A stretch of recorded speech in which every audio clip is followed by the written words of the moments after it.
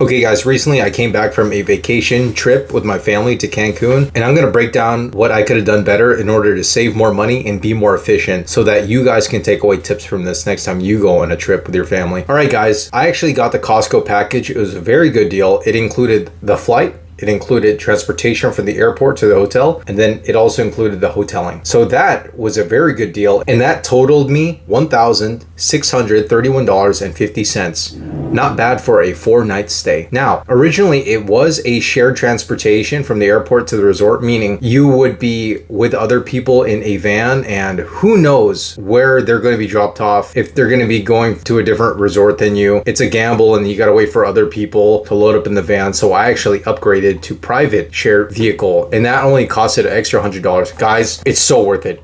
Definitely do it. When you're on vacation, certain things like this, you don't want to be waiting an extra hour, okay? Because now you're just burning into your vacation time, which is precious, especially if you're using work PTO or vacation hours. How often are you going to be overseas taking a trip? So certain things you need to be paying for. Convenience. Next, I actually upgraded my seats in the airplane, and I would say this is somewhat worth it. For me, it was my first time flying in like 20 years and my little brother's first time flying, and I wanted to make sure we were together and that we were by the window. Essentially, if you guys want an economy plus seat, it's an extra roughly $100. Okay, that was what I purchased. And then on the way back, I purchased a window seat for me and my little brother. So my portion, I paid it $100, and then I bought me and my brother's seats on the return for an extra $80 just so we could sit together on the way home. So that was $180. Okay, next we went to this beach, and it was pretty cool. They basically where you sit on the beach chairs and then they serve you, and I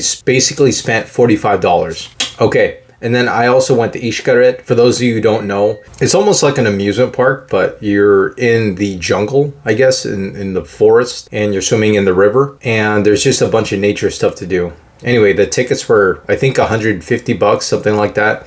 And I actually ended up upgrading so that I can get the buffet. It ended up costing $200 in total. And then guys, when you're in Mexico, they're very big on tipping. So this included everything: drinks, transportation, and food. I ended up spending $100 just on tips, just for those 4 days I was there. All right guys, this ends us up at a grand total of $2,256.50. Now, in my opinion, that's actually a pretty good deal, especially because it included everything, okay? That Costco package, anytime you guys travel overseas, you guys got to get that package. I'm not happy, obviously, because it's affecting my personal investing, all right? That's $2,000, essentially, I could have put into the market. But you know what? I figured it's okay. It's one time a year, spending time with the family. Certain things like these you have to do, and I was like, all right, well, I might as well celebrate. You know, this is my 1 year at work. I'm very happy. I worked hard. So might as well just enjoy this vacation. So I took it. Now let's break down things I could have done better. Okay, number one, I could have done more research. Okay, the reason is because I was notified that we were allowed room service twice for the whole trip for free in our hotel room. Wrong. Turns out we were allowed 2 times a day. It refreshes, so I could have been just eating unlimitedly. I could have just been eating on the resort unlimited amount of times and not have to buy any extra food outside of the resort. I would have just eaten everything at the resort before I left and went to go do my excursions. Number 2, guys, I would have brought better change in terms of my tips. So there were certain times where I ran out of single dollar bills and I had to tip them a lot more than needed.